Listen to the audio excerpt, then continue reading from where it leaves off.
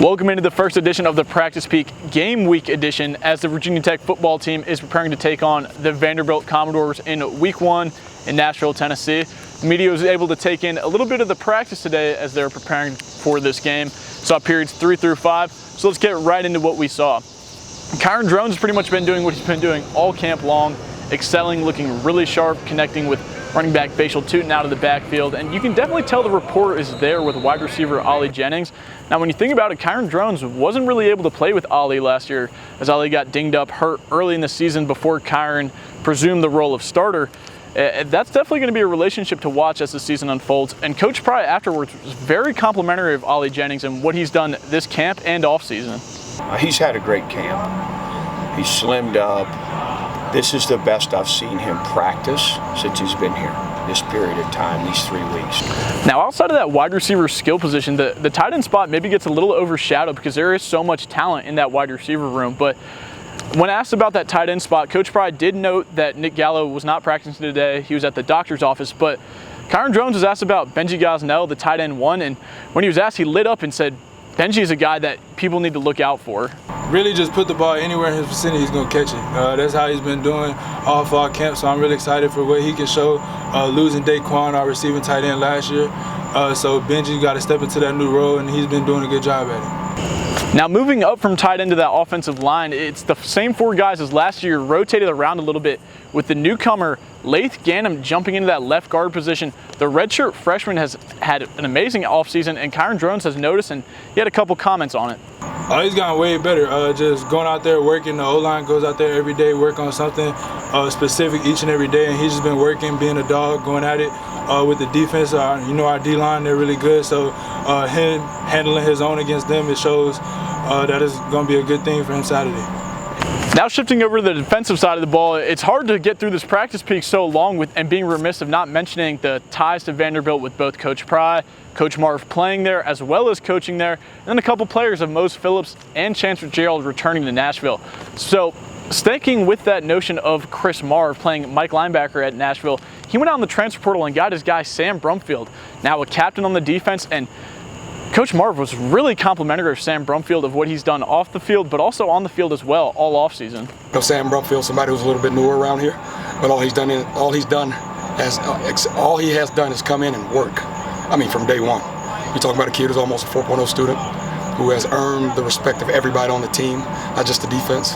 Somebody who's earned the position to be one of the first 11 to walk out on the field for the Virginia Tech defense. So, I mean, without saying anything else about the young man, you can imagine what type of person that he is. Now, jumping back from the linebacker position, talking a little bit about those DBs, it was noticed by some on the depth chart that there wasn't a nickel position listed. So I asked Coach Pry, you mentioned Thomas Williams, Dorian Strong, and Jalen Jones working there. Who could we kind of expect to see there as we head into Week 1? Yeah, Thomas just hasn't had enough reps at it, so I don't foresee him, it be an emergency situation.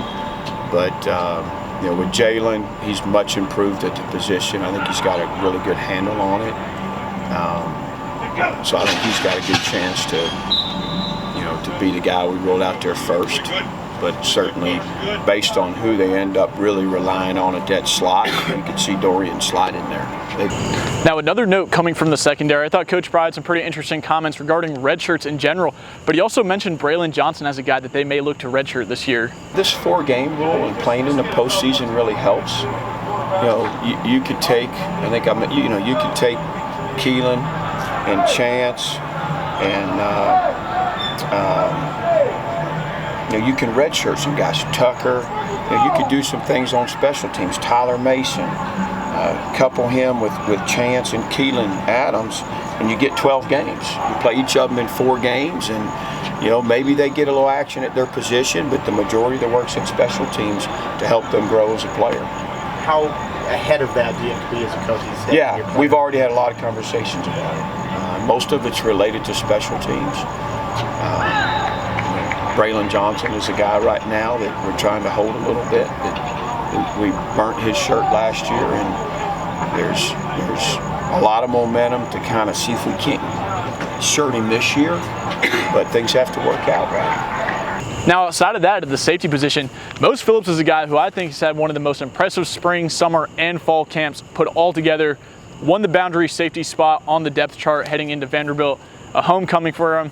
And he was asked, Nazir Peoples, a safety who started here last year, was back at practice today, and that was just exciting for the whole safeties room. He had a couple comments. I actually came in earlier and I was getting some like soft tissue work, stretching, just getting my body ready for practice, and he walked in. I was like there's Nas right there. But yeah, it's great to have him out here.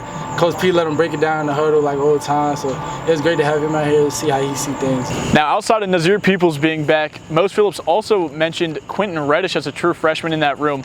That's really been exciting, and with the prospects of Jalen Jones and Jalen Stroman departing this program, this is a young backfield that you could realistically see playing out back on this defense for years to come. I mean, Q a baller, man. He got big frame, super smart, can run, can cover. So just seeing him get better each day, helping him with his eyes, helping him with like what to look for on film, just things I feel like I could have needed last year, just making sure he don't go without it so he could pass it down as well. So that was the last look we got at the Hokies before they depart for Nashville, Tennessee and take on the Commodores in week 1. Make sure to stay tuned in to vtscoop.com for all the coverage around game day and beyond. 75% off deal starts tomorrow. Make sure to get on it. For then, I'm Kolby Crawford signing out from Blacksburg, Virginia. I'll be there in Nashville, Tennessee, so make sure to stay tuned in. We'll see you there.